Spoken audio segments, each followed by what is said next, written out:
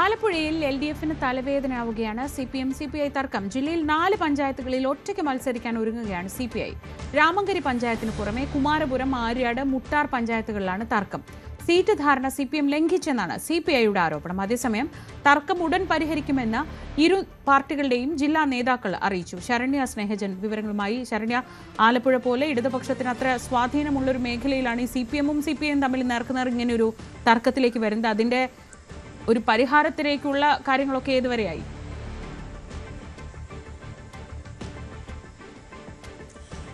ശ്രീജ, നമുക്കറിയാം കുറച്ച് നാളുകളായി കുട്ടനാട് കേന്ദ്രീകരിച്ച് വലിയ പ്രതിസന്ധി ഇടത് മുന്നണിക്കകത്ത് ഉണ്ടാകുന്നുണ്ട് എന്നുള്ളതാണ്.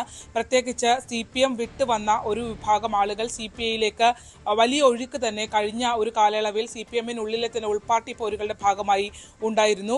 അത് ഇപ്പോഴും തുടരുന്നൊരു സാഹചര്യം കുട്ടനാട്ടിൽ നിലനിൽക്കുന്നു എന്നുള്ളതാണ്. എത്ര പ്രശ്നങ്ങൾ CPM പരിഹരിക്കാൻ ശ്രമിച്ചു എന്ന് പറയുമ്പോഴും കുട്ടനാട്ടിൽ അത്തരത്തിൽ CPM അനുഭാവികളായ ആളുകൾ വലിയ അതൃപ്തി ഉണ്ടാക്കിക്കൊണ്ട് ആണ് അവിടെ പ്രശ്നങ്ങൾ ഇപ്പോഴും നിലനിന്ന് പോകുന്നത്. അതിൽ തന്നെ കുറേ ആളുകൾ CPIയിലേക്ക് പോവുകയും ചെയ്തു.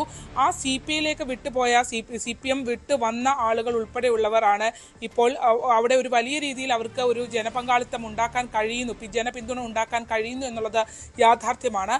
രാമങ്കരി പഞ്ചായത്തിലാണ് ഇപ്പോൾ വലിയൊരു പ്രതിസന്ധി നിലനിൽക്കുന്നത്. അതായത് LDF എന്ന മുന്നണി മര്യാദകൾ എല്ലാം ലംഘിക്കപ്പെട്ടുകൊണ്ട് CPMഉം നേർക്ക് നേർ അവിടെ ഒരു മത്സരത്തിന് ഒരുങ്ങുന്നു എന്നുള്ളതാണ്. നേതൃത്വത്തിൽ നിന്ന് ഇടപെട്ടുകൊണ്ട് പ്രശ്നങ്ങൾ പരിഹരിക്കാൻ ശ്രമിക്കുന്നു എന്ന് പറയുമ്പോൾ പോലും അങ്ങനെയല്ല അവിടെ കാര്യങ്ങൾ സംഭവിച്ചുകൊണ്ടിരിക്കുന്നത്. ഇപ്പോൾ നിലവിലത്തെ ഒരു സാഹചര്യത്തിൽ CPI രാമങ്കരിയിൽ ആവശ്യപ്പെട്ടിട്ടുള്ളത് 5 സീറ്റുകളാണ്. ഈ 5 സീറ്റുകൾ ആവശ്യപ്പെട്ട ഘട്ടത്തിൽ നൽകാനാവില്ല എന്നുള്ള നിലപാടെടുത്തു. 3 സീറ്റുകൾ മാത്രമേ നൽകൂ എന്നുള്ള നിലപാടിൽ CPM, മൊത്തം 14 വാർഡുകളാണുള്ളത്, അതിൽ 3 സീറ്റുകൾ മാത്രമേ നൽകാനാകൂ എന്നുള്ള നിലപാട് CPM ത്തോടുകൂടിയാണ് ഇപ്പോൾ അവിടെ ആ തർക്കം അതിരൂക്ഷമായ ഒരു സാഹചര്യത്തിലേക്ക് വന്നിട്ടുള്ളത്. എന്നാൽ ആദ്യഘട്ടത്തിൽ ഇത് 5 സീറ്റുകൾ മത്സരിക്കാമെന്നുള്ള ഒരു തീരുമാനത്തിലേക്ക് ആണ് CPI എത്തിയിരുന്നുവെങ്കിലും ഇപ്പോൾ 14 സീറ്റുകളിലേക്ക് ആ മത്സരം 8 സീറ്റുകളിലേക്ക് മത്സരിക്കാനുള്ള ഒരു തീരുമാനത്തിലേക്ക് CPI എത്തി നിൽക്കുന്നു. രാമങ്കരി ഇപ്പോൾ മുൻ രാമങ്കരി പഞ്ചായത്ത് പ്രസിഡന്റും ഒപ്പം തന്നെ CPIയുടെ മണ്ഡലം സെക്രട്ടറിയുമായിരുന്ന രാജേന്ദ്രകുമാർ, അദ്ദേഹം CPM വിട്ട് CPIയിലേക്ക് വന്നതാണ്. രാജേന്ദ്രകുമാർ ഉൾപ്പെടെയുള്ള ആളുകൾ പറഞ്ഞിരിക്കുന്നത് യാതൊരു വിട്ടുവീഴ്ചയും അതിനകത്ത് ചെയ്യാൻ സാധിക്കില്ല എന്നുള്ള രീതിയിൽ നിലപാടെടുത്തുകൊണ്ടാണ് പലരും, അതായത് 5ഓളം വാർഡുകളിൽ ഇപ്പോൾ തന്നെ സ്ഥാനാർത്ഥികൾ, CPIയുടെ സ്ഥാനാർത്ഥികൾ പ്രചാരണത്തിന് ഇറങ്ങിക്കഴിഞ്ഞിരിക്കുന്നു എന്നുള്ളതാണ്. അതായത് ഇടതുപക്ഷത്തിന് ഏറ്റവും അധികം വേരോട്ടമുള്ള കുട്ടനാട്ടിലാണ് തദ്ദേശ സ്വയംഭരണ തെരഞ്ഞെടുപ്പുമായി ബന്ധപ്പെട്ട് CPI പ്രശ്നങ്ങൾ വലിയ വെല്ലുവിളി സൃഷ്ടിക്കുന്നത് എന്നുള്ളത് തന്നെയാണ് നമുക്ക് പറയാൻ കഴിയുക. അതിൽ തന്നെ രാമങ്കരിയിൽ 8 സീറ്റുകളിലേക്ക് മത്സരിക്കുമ്പോൾ അത് മുട്ടാർ ഗ്രാമപഞ്ചായത്തിലേക്ക് പോകുമ്പോൾ 5 സീറ്റുകൾ CPI മത്സരിക്കുമെന്നുള്ളത് അവർ അറിയിച്ചിട്ടുണ്ട്. മുട്ടാറിൽ 1, 2, 4, 13, 14 വാർഡുകളിൽ CPI മത്സരിക്കുമെന്നാണ് അറിയിച്ചിട്ടുള്ളത്. മുട്ടാർ പഞ്ചായത്തിലും ഇതുപോലെ തന്നെയാണ്. അവിടെ ഒരു സീറ്റ് മാത്രമാണ് മുട്ടാറിൽ കൊടുത്തിരിക്കുന്നത് എന്നുള്ളതാണ്. അത് ഇപ്പോൾ നമുക്കറിയാം LDFലെ തന്നെ ഏറ്റവും പ്രധാനപ്പെട്ട കക്ഷികളിൽ ഒന്നാണ്. രണ്ടാമത്തെ കക്ഷിയാണ് CPI എന്ന് തന്നെ നമുക്ക് പറയാം. ആ രണ്ടാമത്തെ കക്ഷിക്ക് നൽകിയിട്ടുള്ളത് ആകെ ഒരു സീറ്റാണ്. അവിടെയൊക്കെ തന്നെയും വലിയ രീതിയിൽ ഒരു ധാർഷ്ട്യ സ്വഭാവം CPM കാണിക്കുന്നു എന്ന് ഉന്നയിച്ചുകൊണ്ട് തന്നെയാണ് പ്രതിഷേധം രൂക്ഷമാകുന്നത്. അതുകൊണ്ട് തന്നെ മുട്ടാറിലും ഇത്തവണ അത്തരത്തിൽ മത്സരിക്കുന്ന ഒരു തീരുമാനത്തിലേക്ക് എത്തിയിട്ടുണ്ട്. 1, 2, 13, 4, 14 വാർഡുകളിൽ CPI സ്ഥാനാർത്ഥികൾ CPM സ്ഥാനാർത്ഥികളുമായി നേർക്കുനേർ മത്സരത്തിന് വരുന്നു എന്നുള്ളതാണ്. അതുതന്നെയാണ് രാമങ്കരിയിലും. ഇവിടെയൊക്കെ തന്നെ എതിർ സ്ഥാനത്ത്, അതായത് മത്സരത്തിലേക്ക് ഇറങ്ങുമ്പോൾ രാമങ്കരിയിൽ 8 സീറ്റിലും എതിർ സ്ഥാനത്ത് CPMനെതിരെ CPI മത്സരിക്കുന്നു എന്നുള്ളൊരു പ്രത്യേകത കൂടി അവിടെ ഉണ്ട് എന്നുള്ളതാണ്.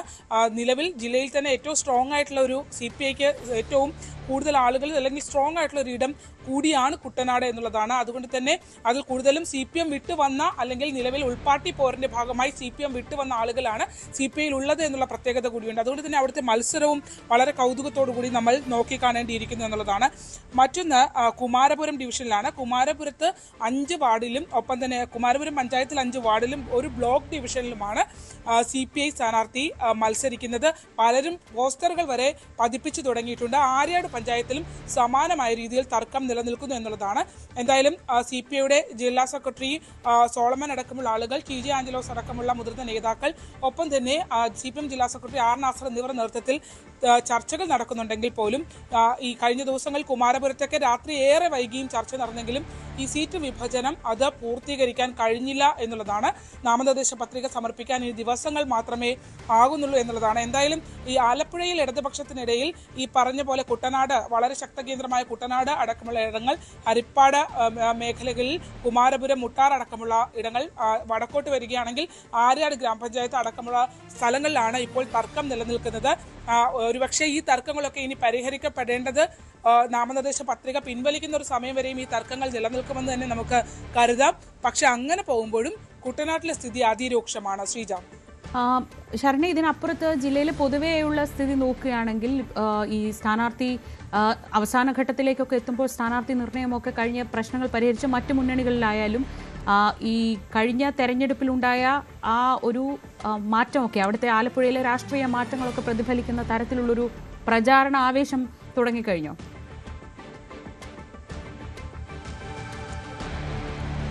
നിലവിലത്തെ ഒരു സാഹചര്യത്തിൽ ഇപ്പോൾ BJP കുറച്ച് സ്ഥാനാർത്ഥികളെ NDA സ്ഥാനാർത്ഥികളെ പ്രഖ്യാപിച്ചിട്ടുണ്ട്. അതോടൊപ്പം തന്നെ അവിടെയും ഈ പറഞ്ഞ പൊട്ടിത്തെറികളൊക്കെ നിലനിൽക്കുന്നു. BDJS പലയിടങ്ങളിലും സ്വതന്ത്രമായി അവർ മത്സരിക്കുന്ന ഒരു സാഹചര്യത്തിലേക്ക് വരുന്നു NDA മുന്നണിയിൽ നിന്നും എന്നുള്ളത് ശ്രദ്ധേയമാണ്. അതിനപ്പുറത്തേക്ക് ഇടതുപക്ഷത്തേക്ക് വരികയാണെങ്കിൽ ഇടതുപക്ഷം 2 ദിവസം മുമ്പ് തന്നെ ജില്ലാ സെക്രട്ടറി R. നാസറിന്റെ നേതൃത്വത്തിൽ അവരുടെ സ്ഥാനാർത്ഥി പ്രഖ്യാപനങ്ങൾ വന്നു കഴിഞ്ഞു. അവരൊരു പ്രചാരണ ഘട്ടത്തിലേക്ക് ഇടതുപക്ഷത്തിന് പോകാൻ കഴിഞ്ഞിട്ടുണ്ട്. അവരൊരു 1ാം റൗണ്ട് ഏകദേശം പൂർത്തിയാകുന്ന സാഹചര്യത്തിലേക്ക് വീട് കയറിയുള്ള പ്രചാരണങ്ങളൊക്കെ നടന്നു വരികയാണ്.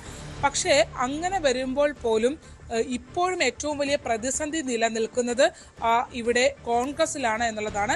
ഇന്നലെയൊക്കെ വലിയമരം വാർഡിലെ സ്ഥാനാർത്ഥി നിർണയത്തെ സംബന്ധിച്ചിട്ടുള്ള തർക്കത്തെ തുടർന്ന് 10ഓളം കോൺഗ്രസ് പ്രവർത്തകർ രാജിക്കത്ത് നൽകുന്ന ഒരു സാഹചര്യം ഉണ്ടായിട്ടുണ്ട്. അതോടൊപ്പം തന്നെ അവർക്ക് ഇതുവരെ ഒരു സ്ഥാനാർത്ഥി പട്ടിക പുറത്തേക്ക് വിടാനായിട്ട് UDFന് കഴിഞ്ഞിട്ടില്ല എന്നുള്ളത് ശ്രദ്ധേയമാണ്. അതിൽ ഏറ്റവും പ്രധാനപ്പെട്ടത് UDFൽ കോൺഗ്രസിനകത്ത് ഒന്നിലധികം പേരുകൾ വരുന്നു, പലരും മാറാൻ തയ്യാറാകുന്നില്ല എന്നുള്ളതാണ്.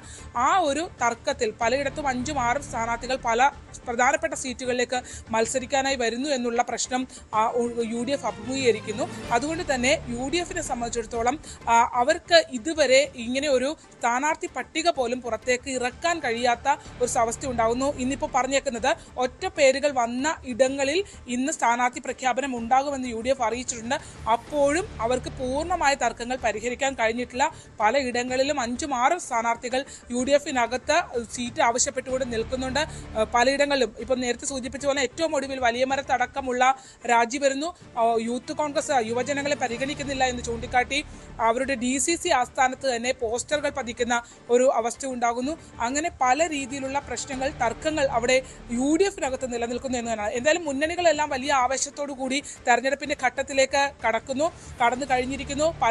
പല മുന്നണികളും പലതായി തിരിഞ്ഞ വീടുകൾ കയറി ഇറങ്ങുന്ന ഒരു സാഹചര്യത്തിലാണ്. ഇപ്പൊ പരമാവധി വോട്ടർമാരെ നേരിട്ട് കാണുവാനുള്ള ഒരു തയ്യാറെടുപ്പിലാണ് പോകുന്നത്. പക്ഷേ NDA ആണെങ്കിലും LDF ആണെങ്കിലും അങ്ങനെ ഒരു പ്രചാരണ ഘട്ടത്തിലേക്ക് കടക്കുമ്പോൾ ശരി ആലപ്പുഴയിൽ LDFന് തലവേദനയാകുന്നത് ഈ തർക്കമാണ്. CPIയും CPMും നേർക്കുനേർ വന്ന് ഏറ്റുമുട്ടാൻ നിൽക്കുന്ന ഒരു പ്രതീതിയുണ്ട്. CPI കുട്ടനാട് നോർത്ത് മണ്ഡലം പ്രസിഡന്റ് രാജേന്ദ്രകുമാറിന്റെ വാക്കുകൾ കേൾക്കാം. രാമങ്കരിയിൽ 2 റൗണ്ടും ആ വിഷയം ഉന്നയിച്ചുകൊണ്ട് മണ്ഡലം കമ്മിറ്റി 1 റൗണ്ട് ചർച്ച നടന്നു. പക്ഷേ തീരുമാനങ്ങളൊന്നും ആയില്ല. CPMന്റെ പിടിവാശി ആണ് യഥാർത്ഥത്തിൽ സീറ്റ് ചർച്ച വഴിമുട്ടിയത്. രാമങ്കരിയിൽ CPI പഴയ CPI അല്ല, ഏറെ സ്വാധീനമുള്ള ഒരു പ്രസ്ഥാനമായി മാറിയിട്ടുണ്ട്. അതിൻ്റെ അടിസ്ഥാനത്തിൽ 5 സീറ്റ് CPIയുടെ ലോക്കൽ നേതൃത്വം പോയി ആവശ്യപ്പെട്ടു. അവർ ചർച്ച ചെയ്യാനുള്ള ഒരു നല്ല മര്യാദ കാണിക്കാതെ 1 സീറ്റ് ഞങ്ങൾ വേണമെങ്കിൽ 1 സീറ്റ് തരാം എന്ന് ഔദാര്യം പോലെയാണ്. അപ്പോൾ അങ്ങനെ 1 സീറ്റായിട്ട് ഞങ്ങൾക്ക് വേണ്ട എന്ന് പറഞ്ഞിട്ട് നമ്മൾ പോരുമായിരുന്നു. ഇനിയിപ്പോൾ ആലോചിച്ചപ്പോൾ 5 സീറ്റും ലഭിച്ചാൽ ഇടതുപക്ഷ ജനാധിപത്യ മുന്നണിയായി ഒരുമിച്ച് മത്സരിക്കും. ഞങ്ങളുടെ ആഗ്രഹം അതാണ്. കാരണം കേരളത്തിൽ ഇടതുപക്ഷ ജനാധിപത്യ മുന്നണി ഉണ്ടാക്കിയത് തന്നെ CPI മുഖ്യമന്ത്രിയായിരുന്ന PK വാസുദേവൻ നായർ രാജിവെച്ചുകൊണ്ടാണ് ഇടതുപക്ഷ ജനാധിപത്യ മുന്നണി എന്ന സംവിധാനം സൃഷ്ടിക്കപ്പെട്ടത്. അതുകൊണ്ട് തന്നെ തകരുതെന്ന് ഞങ്ങൾക്ക് ആത്മാർത്ഥമായ ആഗ്രഹമുണ്ട്. പക്ഷേ തകർത്തേ പറ്റുമെന്ന് CPM വിചാരിച്ചു പോയാൽ നമ്മളെന്ത് ചെയ്യാനാണ്? മറ്റൊന്ന്, 26 വർഷക്കാലമായി അധികാരത്തിലിരുന്ന ഇടതുപക്ഷ ജനാധിപത്യ മുന്നണി രാമങ്കരി പഞ്ചായത്തിൽ ഒറ്റ നിമിഷം കൊണ്ടാണ് വ്യക്തിപരമായ ഒരു വൈരാഗ്യത്തിൻ്റെ അടിസ്ഥാനത്തിലാണ് കോൺഗ്രസുമായി ചേർന്നുകൊണ്ട് 4 CPM-ഉം 4 UDF-കാരും ഒരുമിച്ച് ഒപ്പിട്ടിട്ടാണ് അന്ന് പ്രസിഡൻ്റായിരുന്ന എനിക്കെതിരെ അവിശ്വാസം കൊണ്ടുവന്ന് 26 വർഷത്തിന് ശേഷം കോൺഗ്രസ്സുകാരൻ്റെ പ്രസിഡന്റ് സ്ഥാനം കൊടുത്തത്. അങ്ങനെയുള്ള ആളുകൾക്ക് സത്യത്തിൽ വോട്ട് ചോദിക്കാൻ പോലെയുള്ള ധാർമ്മികമായ അവകാശമുണ്ടോ എന്ന് നമ്മൾ പരിശോധിക്കേണ്ടതാണ്. ഏതായാലും